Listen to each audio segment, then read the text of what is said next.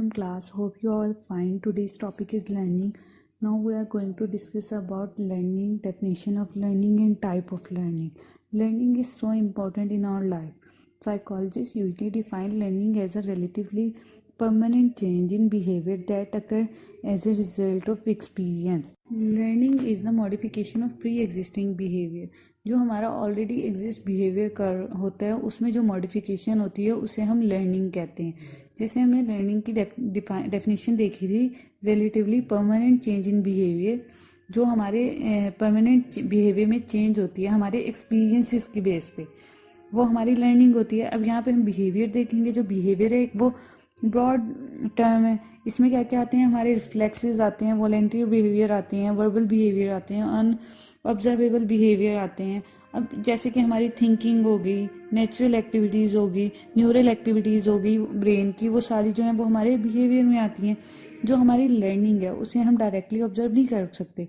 जो ये है ये हमारे चेंज, जो हमारे बिहेवियर में चेंज होती है उससे हम ऑब्जर्व करते हैं.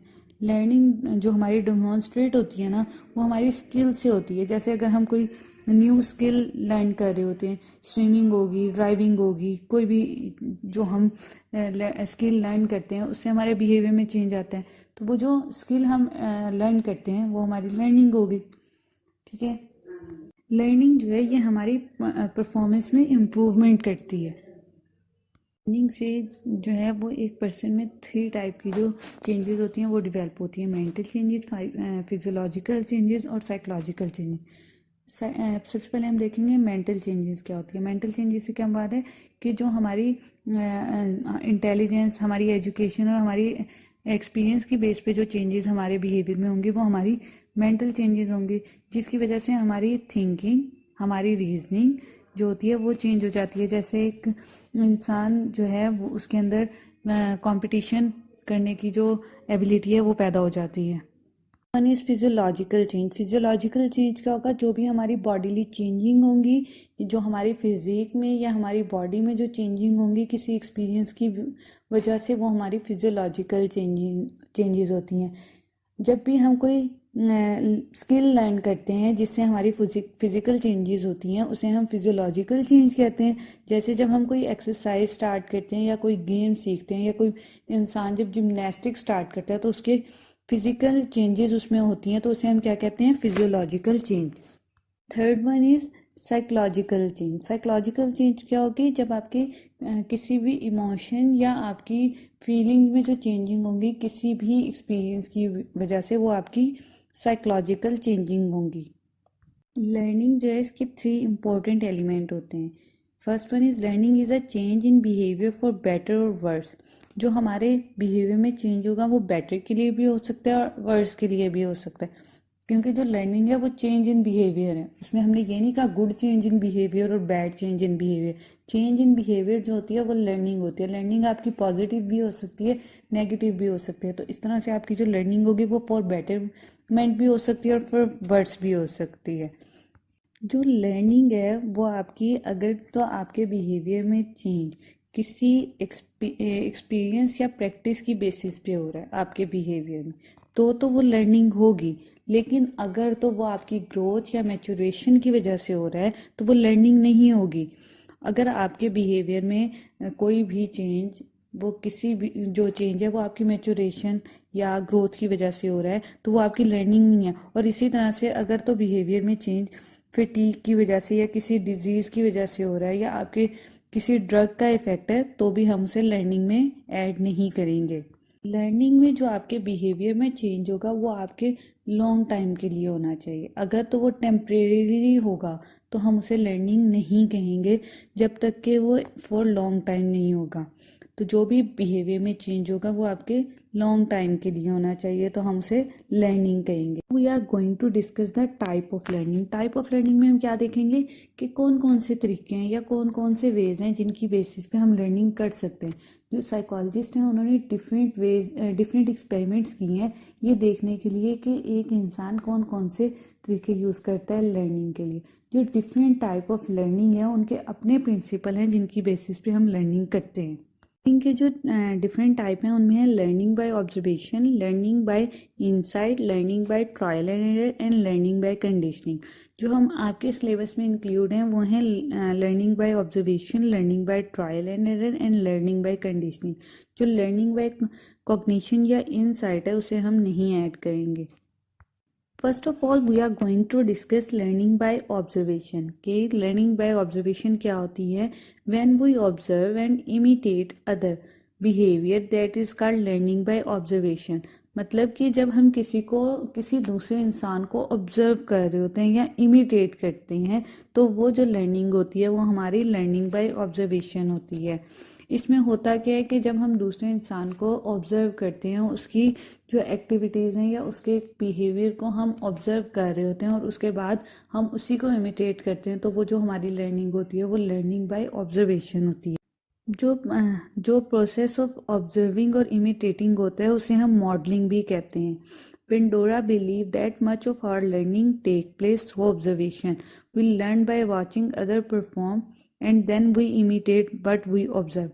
क्या कहने का मतलब है कि जो ये है कि हम लर्न करते हैं जब हम किसी दूसरे इंसान को कुछ परफॉर्म करते हुए देखते हैं और उसके बाद हम उसी को इमिटेट करते हैं जो हमने ऑब्जर्व किया होता है। इमिटेट होता है कि हम नकल करते हैं जिस तरह से दूसरा इंसान बिहेव कर रहा होता है।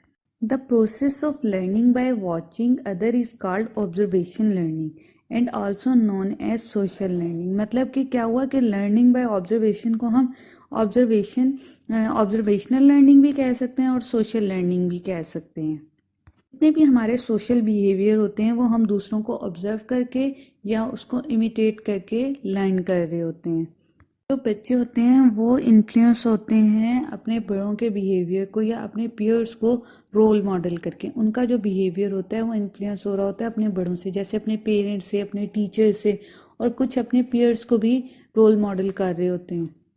जो हमारे एंटी सोशल और प्रो सोशल बिहेवियर होते हैं वो हम मोस्टली अपनी ऑब्जर्वेशन से ही लर्न कर रहे होते हैं। ऑब्जर्वेशनल लर्निंग जो होती है वो पॉजिटिव भी हो सकती है और नेगेटिव भी हो सकती है।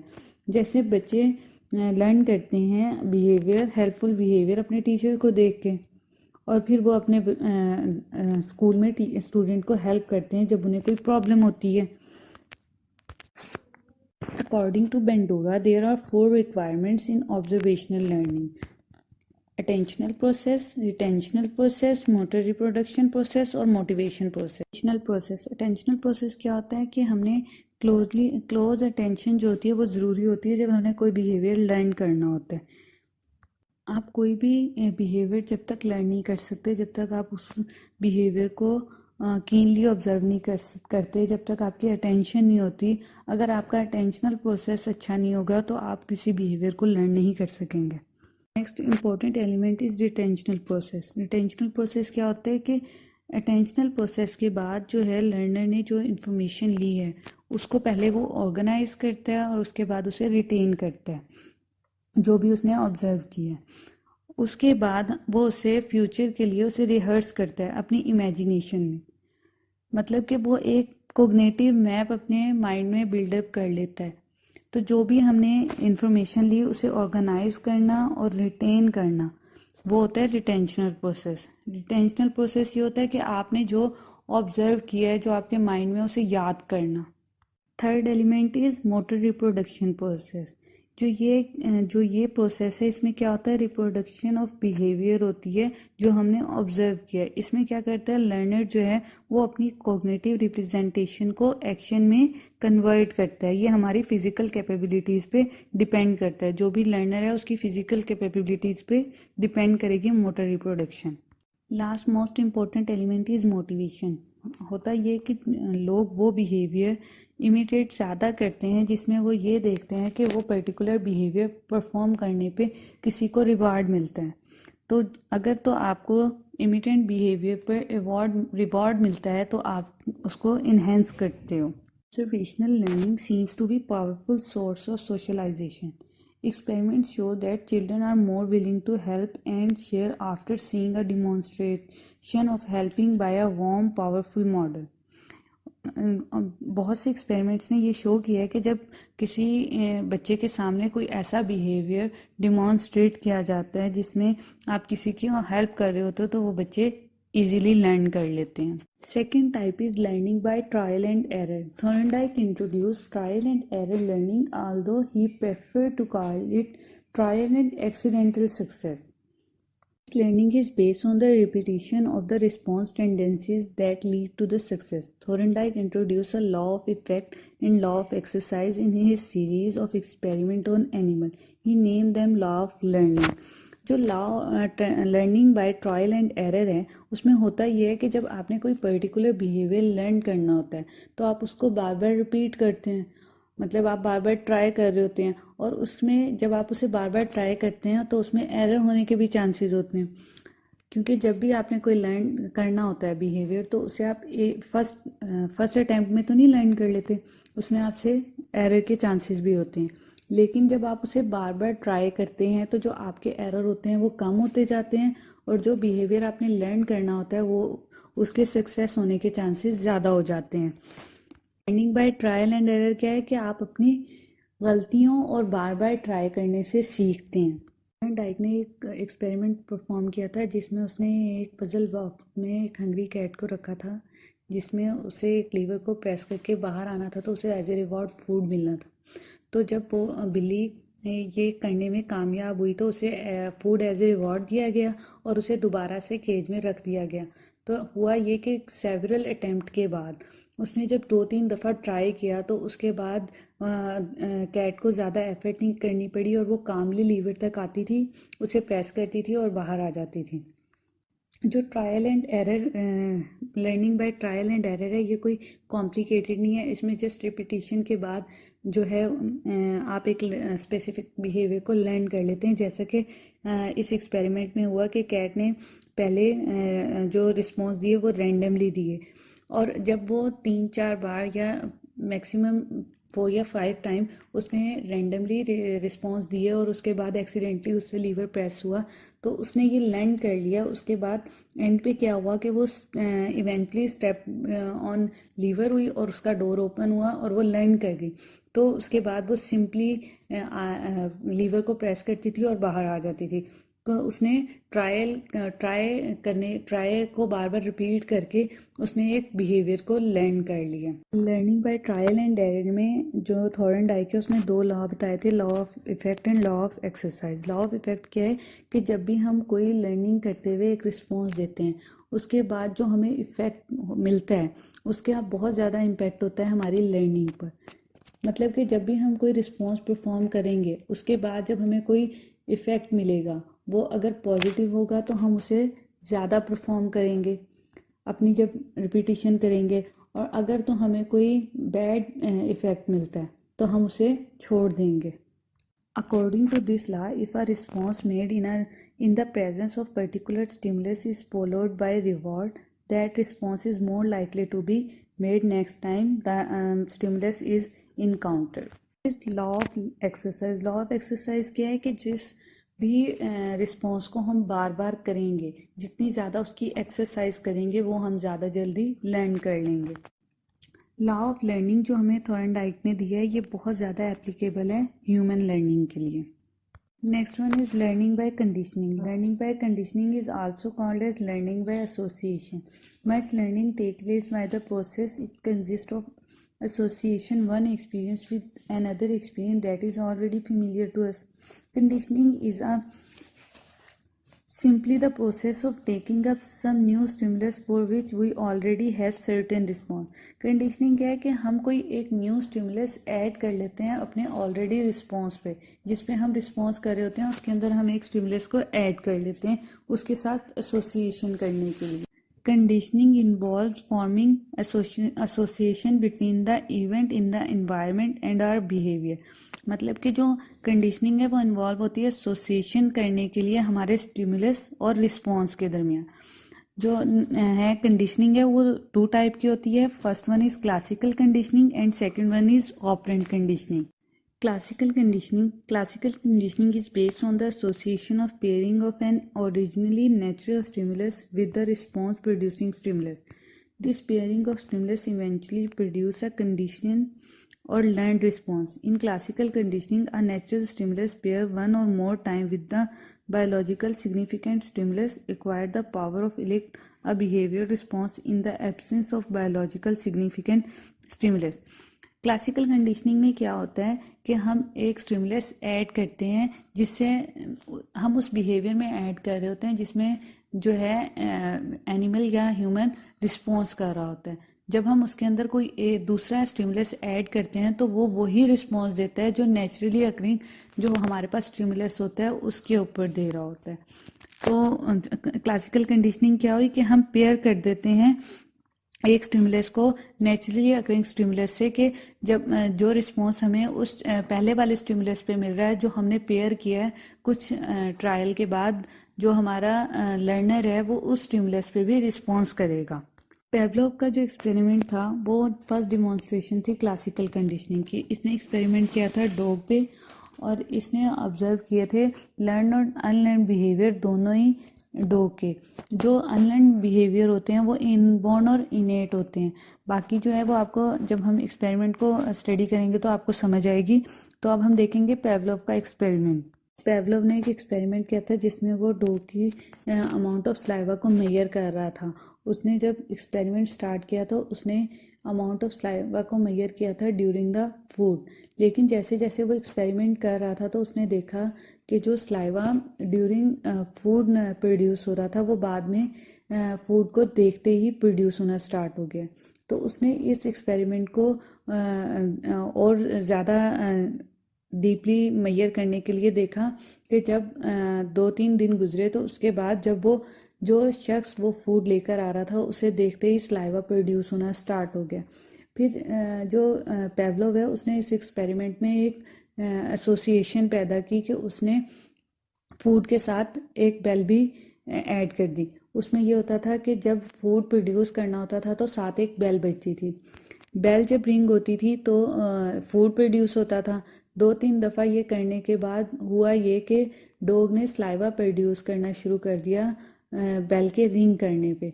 उसके बाद इसमें पेवलोव ने देखा कि जब डॉग को फूड नहीं भी प्रोड्यूस किया जा रहा तो उसमें वो बेल की रिंग पे स्लाइवा प्रोड्यूस करना स्टार्ट कर दिया। मतलब उसने अपनी लर्निंग कर ली, उसने अपनी एसोसिएशन बना ली बेल के साथ। अब इस एक्सपेरिमेंट में क्या हुआ, पहले तो डॉग जो है वो फूड के ड्यूरिंग फूड स्लाइवा कर रहा था, लेकिन उसके बाद उसने फूड को देख के स्लाइवेशन स्टार्ट कर दी। और फिर जब उसने पेवलोव ने एसोसिएशन की बेल के साथ तो वो फूड पे नहीं बल्कि बेल पर ही स्लाइवेशन स्टार्ट कर दी। तो ये एक ही दफ़ा के करने पर नहीं हुआ, ये 2-3 दफ़ा रिपीट करने के बाद ऐसा हुआ। जो एसोसिएशन है वो लर्न कर ली डॉग ने, और जो एसोसिएशन है वो बेस करती है रीइंफोर्समेंट पे। रीइंफोर्समेंट क्या थी कि बेल के रिंग होने पर डॉग को फूड मिल रहा है। तो इस एक्सपेरिमेंट में हमने देखा कि डॉग ने एसोसिएशन कर ली बेल के साथ, और जो स्लाइवा फूड पे प्रोड्यूस हो रहा था, मतलब जो रिस्पॉन्स वो फूड को देख के दे रहा था, अब वो बेल के रिंग पे दे रहा है। तो जो हमने इसकी डेफिनेशन देखी थी क्लासिकल कंडीशनिंग की कि जब हम एक स्टिमुलस के साथ दूसरे स्टिमुलस को पेयर कर देते हैं तो जो पेयरिंग स्टिमुलस होता है उसके ऊपर वही रिस्पॉन्स आता है जो पहले से स्टिमुलस होता है। अब आपको ये एक्सपेरिमेंट समझने के लिए एक और इजी तरीका है कि ये आप चार्ट को देखेंगे तो आपको समझ आएगा। आप इस चार्ट को देखें।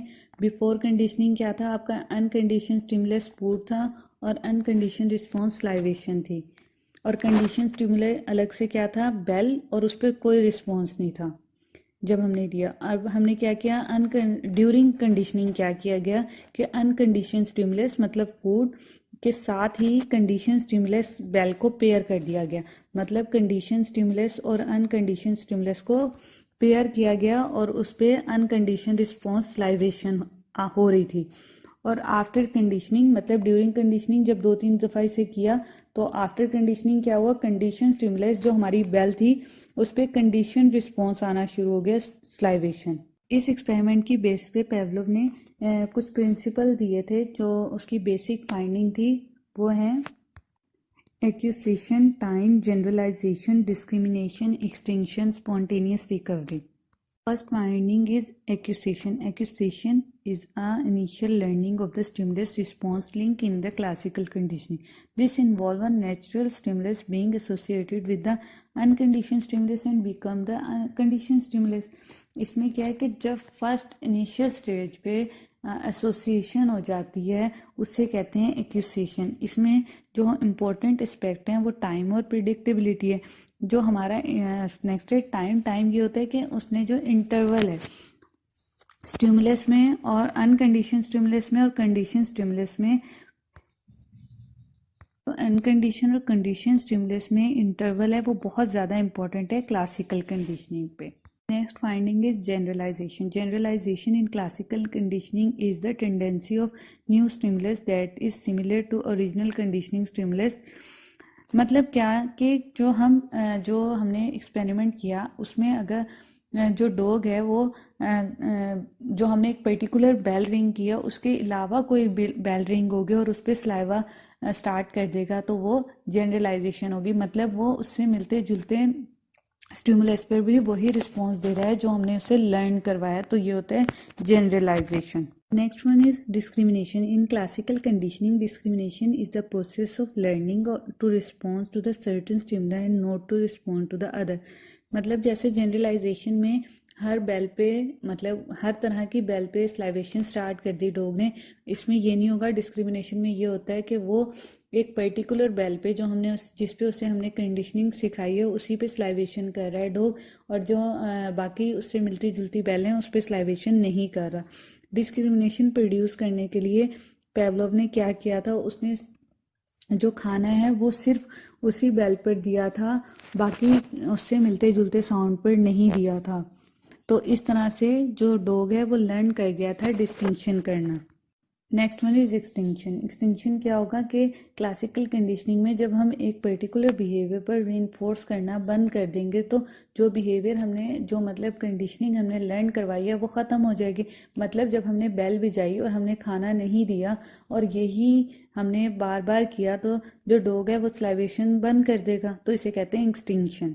Last one is spontaneous recovery. It is a process in classical conditioning by which a conditioned response can recur after a time delay without further conditioning. After the extinction, when Pavlov took the dog into the laboratory and rang the bell, the dog started to salivation without food, which is called spontaneous recovery.